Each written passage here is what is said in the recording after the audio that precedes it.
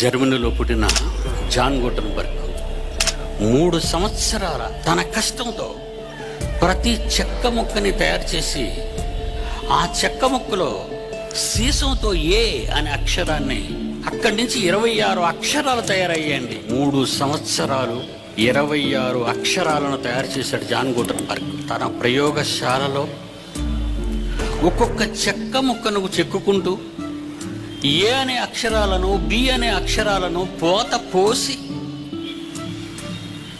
తయారు చేసిన మహనీయుడండి ఆయన. ఒక ఏ రావటానికి ఎంత కష్టపడ్డాడో ఆలోచించండి.